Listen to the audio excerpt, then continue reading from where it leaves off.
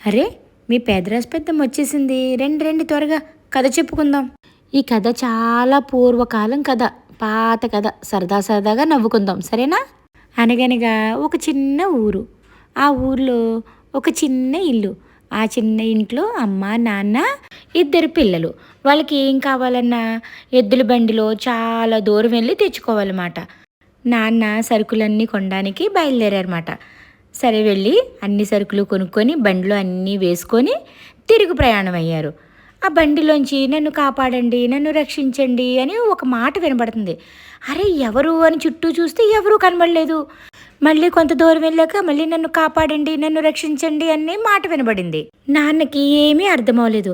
ఏంటి మాట వినబడుతుంది, మనుషులు కనిపించట్లేదు అని అలాగే ఇంటికి వచ్చేసారు. ఇంటికి వచ్చాక అమ్మకి చెప్పారు, ఇలాగ నన్ను కాపాడండి, నన్ను రక్షించండి అని ఎవరు అడుగుతున్నారు, నాకు మనిషి కనిపించట్లేదు అని. అప్పుడు అమ్మ అంటుంది, మీ భ్రమ అయ్యి ఉంటుంది, దారిలో చీకట్లో వచ్చారు కదా అని సర్ది చెప్తుంది అమ్మ నాన్నకి. నాన్న సరే అని చెప్పి అమ్మకి ఆనపకాయ కూర వండు, నేను స్నానం చేసి వస్తాను అని చెప్తారు. సరే ఆనపకాయ తీసి కొయ్యడానికి కత్తిపీట ముందేసుకొని కూర్చుంటుంది. ఈసారి అమ్మకి వినబడుతుంది, నన్ను కాపాడండి, నన్ను రక్షించండి.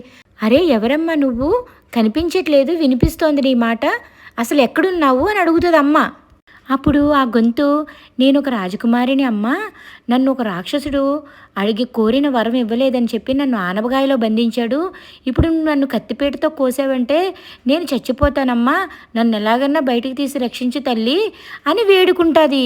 అప్పుడు అమ్మ ఆలోచనలో పడుతుంది, కొయ్యకుండా ఎలా తీయాలి ఆనపకాయలోంచి రాజకుమారిని అని. వెంటనే ఒక ఆలోచన వచ్చింది అమ్మకి. ఆనపకాయ పైన ఒక ముచ్చుకుంటుంది కదా, దాన్ని తీసేస్తే రాజకుమారి బయటకు వచ్చేస్తుందని. సరే అని చెప్పి అమ్మ తీసేసింది పైన ముచ్చుక.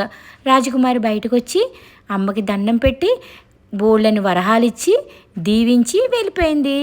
కథ పేరు ఆనపకాయలో రాజకుమారి. మరి ఈ కథ సరదాగా అనిపించిందా? కథ ఎప్పుడు నిజం కాదు. కథ వింటూ సరదాగా నవ్వుకుంటూ బజ్జోవాలి మనం, సరేనా మరి?